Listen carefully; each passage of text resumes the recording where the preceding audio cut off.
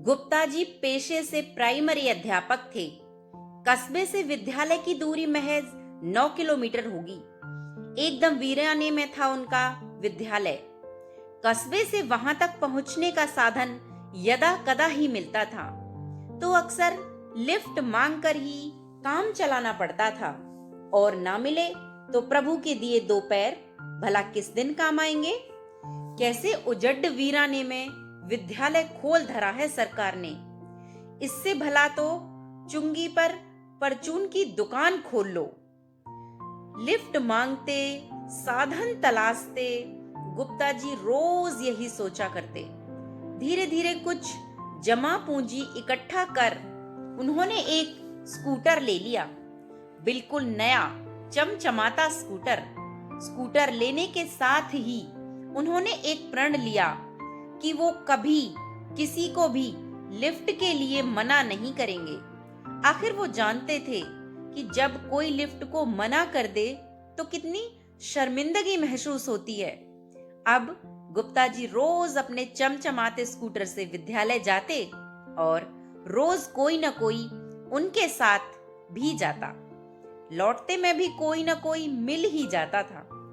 एक रोज लौटते वक्त एक व्यक्ति परेशान सा लिफ्ट के लिए हाथ फैलाए खड़ा था। अपनी आदत के अनुसार गुप्ता जी ने स्कूटर रोक दिया। वह व्यक्ति पीछे बैठ गया।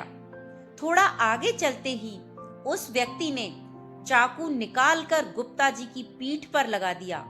अब क्या था? बोला, जितना रुपया है वो और ये स्कूटर मेरे हवाले करो। गुप्ता जी की तो सिट्टी पिट्टी गुम हो गई। डर के मारे स्कूटर रोक दिया।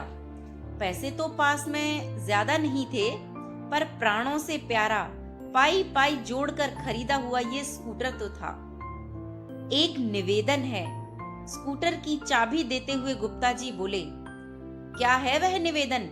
उस व्यक्ति ने कहा, यही कि तुम कभी किसी को ये मत बताना कि ये स्कूटर तुमने कहां से और कैसे चोरी किया।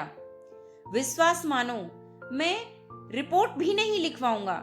गुप्ता जी बोले। क्यों? व्यक्ति हैरानी से बोला। गुप्ता जी ने कहा, यह रास्ता बहुत उजड्ड है, निरा वीरान, सवारी मिलती ही नहीं। उस पर ऐसे हादसे सुनकर आदमी लिफ्ट देना भी छोड़ देगा। गुप्ता जी बोले। व्यक्ति का दिल पसीजा। उसे गुप्ता जी भले मानुस प्रतीत हुए, पर धंधा तो धंधा होता है। ठीक है कहकर वह व्यक्ति स्कूटर ले उड़ा। अगले दिन गुप्ता जी सुबह सुबह अखबार उठाने दरवाजे पर आए। देखा, दरवाजा खोला तो स्कूटर सामने खड़ा था। गुप्ता जी की खुशी का ठिकाना नहीं रहा।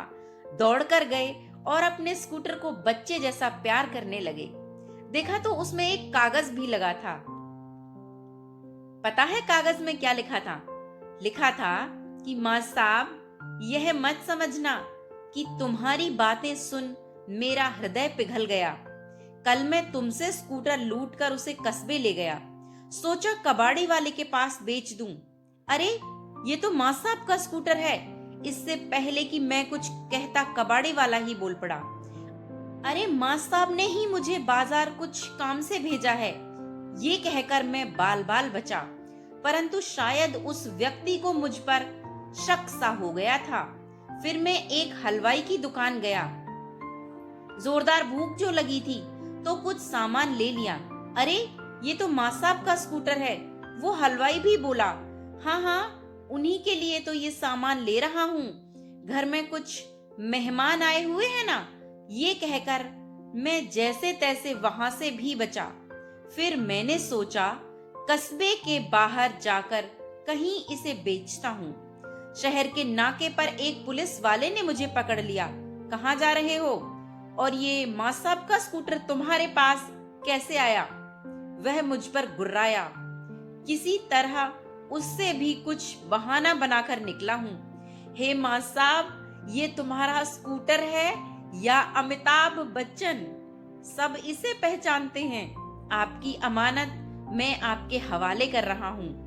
इसे बेचने की ना मुझ में शक्ति बची है और ना ही हौसला। आपको जो तकलीफ हुई उस एवज में स्कूटर का टैंक फुल करा दिया है। पत्र पढ़कर गुप्ता जी मुस्कुरा दिए और बोले, कर भला तो हो भला। मित्रों, कहानी अच्छी लगी हो तो लाइक करें और चैनल को सब्सक्राइब जरूर करें। धन्यवाद।